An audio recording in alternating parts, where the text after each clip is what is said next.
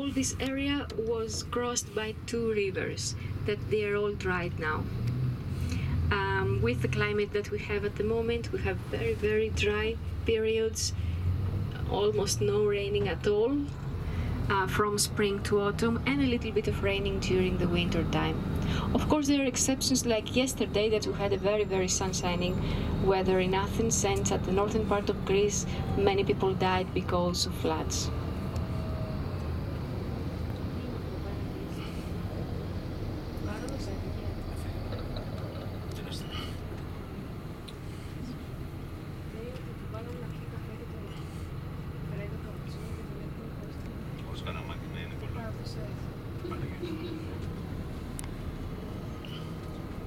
So,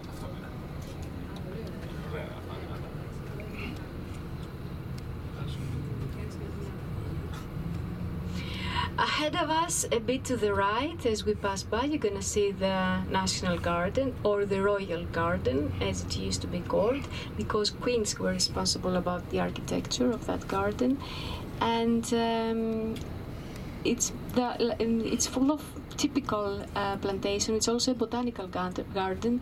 We have about 300 species of trees and plants, with the most characteristic being that pine tree, that light green color, almost yellowish green color pine tree, which is very, very preferable to the Greeks. Straight ahead now, at the background, you can see the highest point of the city, which is the Lycabettus Hill.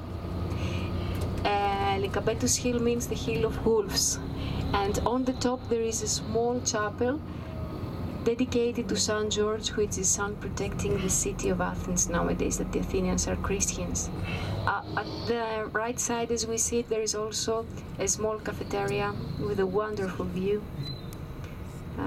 It's most preferable to people. They go there at the evenings to see the sunset. It's magnificent, since the sun is falling at the view of the sea. There is a funicular up there, a telepheric. And there is also a street at the back side. You can also go with a car, not with a big bus like this one, just with a small car.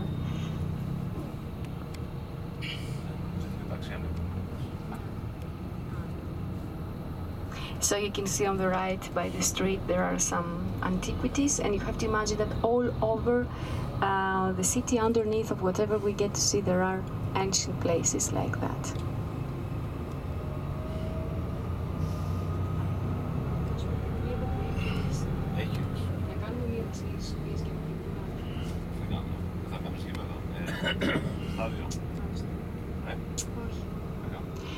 So you're gonna see on our left-hand side, in a while, after that orange color building, a small place with a church on the left. That is the oldest church of the city of Athens. Now there you can see it, 1,000 years old. We call it the Russian church because they have the masses and the services in Russian. Russians are also Orthodox Christians, as the Greeks. And on the right, in a while, you're going to see the Royal Palace, construction of the Royal Palace, that ever since the 1974, when we changed the political system, it's functioning as a parliament. We have parliamentarian democracy as a political system at the moment, and the palace, or the parliament, it's called the Syntagma. Syntagma, that means constitution. In front of that building there is a sculpture dedicated to the unknown soldier, and in front they make the changing of guards. Changing of guards is more like a touristic attraction. It is made by the guards, the presidential guards, that they are wearing the typical uniform called fustanella. Fustanella is consisted of about 400 pliques, doublings. It is like a skirt, let's say, and it's very, very heavy, and it is supported by a big belt on the waist, and that's why they call it evson. Evson means the nice belt.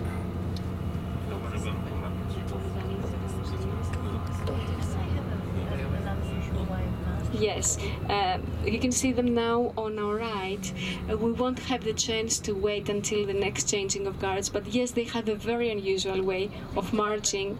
They are imitating the way that the phoenix bird, you know, the bird that gets reborn from his own ashes.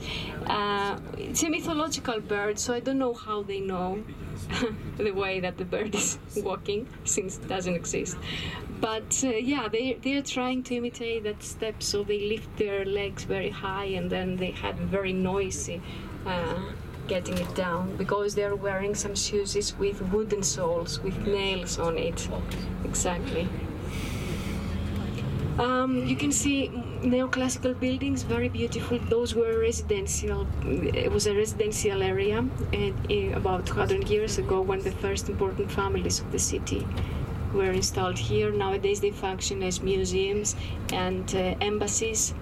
The French embassy on our left now, you can see. And we have about 68 museums in Athens.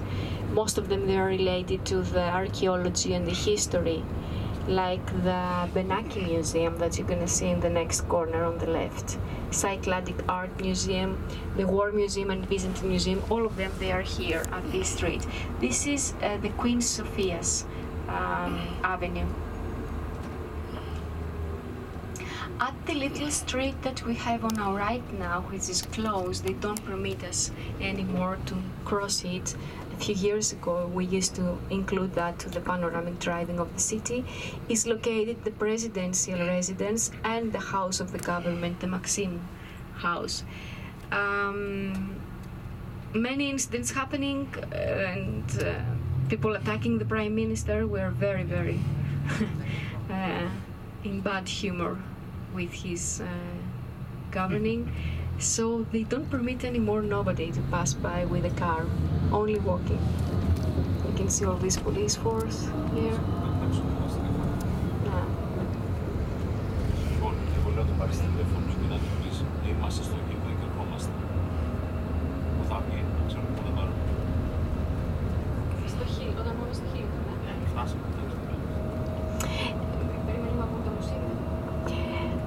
Now you can see the military club on our right hand side, and on the right, also next to it, another beautiful botanical garden. We call it the Rose Garden. You don't get to see it from here, but it has some beautiful species of roses. And it's the Byzantine Museum, Byzantine and Christianic Art Museum. About 1,000 years, Greece was part of the Byzantine Empire, and now you can see the War Museum, some old war material. It's being exposed here, used in the Second World War mostly. And then you're going to see a little chapel. There is also a small chapel on the left, right in front of the British Embassy. And you can see that all the chapels, they are constructed according to the same style. They all have a dome, and this is something compulsory that we have according to the Byzantine architecture, because it symbolizes the sky, the place where God is living. The Greek Orthodox priests, they are always dressed like that, and they have long beards. They have a particular way of lifestyle. The next important thing we're going to see, and it means the end of the panoramic driving of the city center, because we're getting outside of the historical center. You see how small that place is, actually. It's the runner. The runner, or dromevs in Greek, it's a statue all made of glass. You're going to see it on the left. About 19 tons of glass it's been used, and it is representing a marathon runner. Marathon runners pass from here. Marathon is a little town at the eastern side of the city, within a distance of about 41 kilometers from here. So there we had a battle, a victory of Greeks against the Persians, and then Phidippides, one person, ran all the distance until the stadium of the city. And the marathon runners nowadays, they it's right there. It's through the cut. Yeah. Have you seen it? Yeah, it's like a tree because it has this greenish color. So we commemorate the classical marathon running every November in Athens. Take a look also at those olive trees there. How big, how thick the trunk is. It's like as if it is 3 or 4 trees together. You see, the olive trees, they live like 1,200 years. It's very, very old. Yeah. And you're going to see on the left the Hilton Hotel, one of the most emblematic hotels of the city.